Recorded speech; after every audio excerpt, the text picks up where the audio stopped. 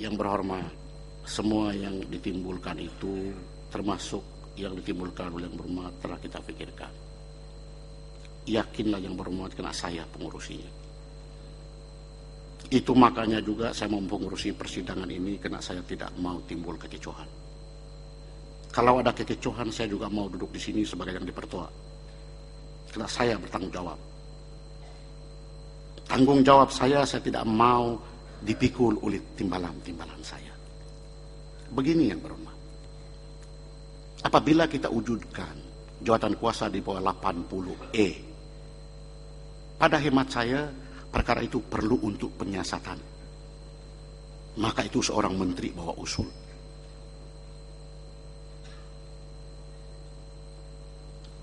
Dan dalam apabila kita bermusyawarah, yang berhormat sendiri adalah ahli jawatan kuasa.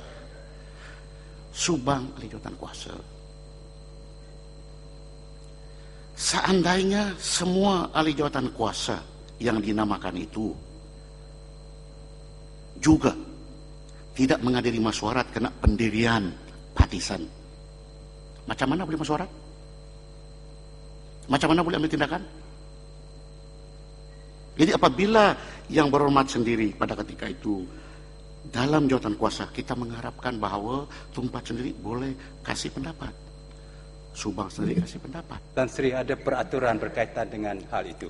82.2 menyebut jika seseorang ahli jawatan kuasa itu mati atau jika jawatannya sebagai ahli itu telah menjadi kosong oleh kerana apa-apa sebab yang lain, maka majlis atau jawatan kuasa pemilih ikut mana yang dikehendaki hendaklah melantik seorang ahli lain.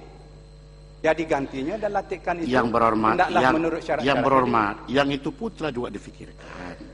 Oleh kerana atas sebab apabila sesebuah jawatan kuasa yang diputuskan oleh majelis juga, lepas itu ada keengganan untuk jadi ahli bagi jawatan kuasa yang saya penguruskan itu adalah satu konten. Jadi ahli yang berhormat, kalau ahli yang berhormat baca laporan jelas, rekomendasi jelas. Yang berbahas ini ahli yang berhormat sendiri. Yang dikenakan dari rekomendasi ini pun saminimah-minimah yang ada. Yang didenda pun setinggi-tinggi yang ada. Bukan tanggung jawab jawatan kuasa saya untuk menyatakan bahawa akta parlimen privileges dan kuasa ini adalah outdated.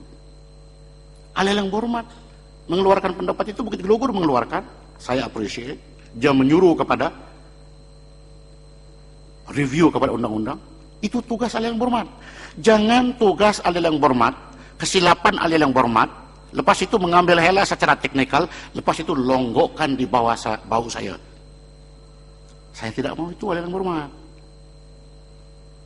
Jadi iktibar daripada ini, mana kekurangan akta outdated, buat cadangan.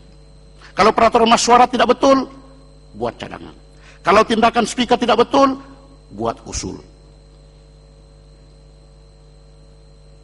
Jelas bahwa apapun disebut tempat itu saya ucapkan ribuan terima kasih. Tetapi itulah keputusan yang telah dibentangkan oleh menteri, dan sekarang ada yang berbahas mesti dalam ruang lingkup pertemuan masyarakat. Selepas itu undilah. Itu saja adalah berhormat. Saya tidak ada kepentingan lain. Tapi kepentingan saya sini ialah jangan kecoh, jangan repetitif, jangan melemparkan hujaan parliamentary. Mohon Tan Sri sedikit penjelasan. Saya agak kurang faham apa yang disebut oleh Tan Sri tadi. Saya ingin mendapat penjelasan.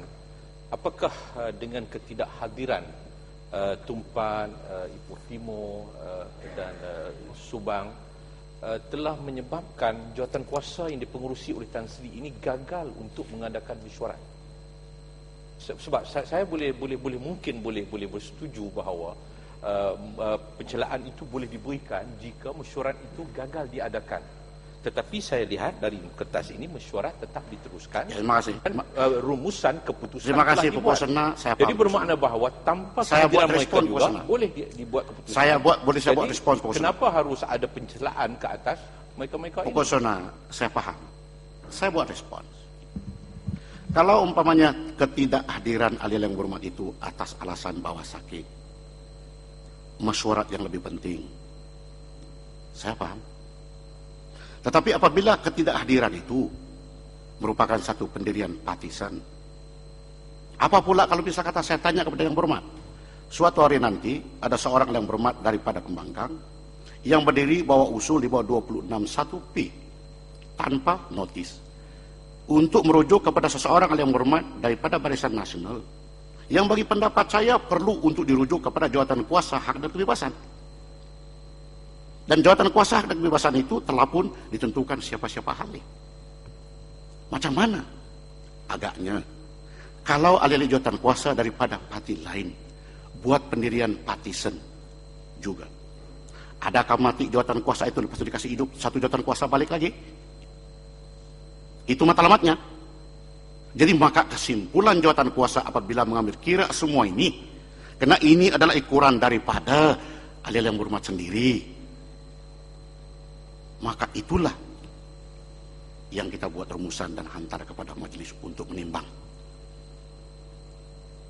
Itu sebabnya yang berhormat. Dan Pupuk Sena cuma setakat itu, saya tidak melayan lagi karena itu adalah keputusan saya sebagai speaker dan itu adalah muktamad.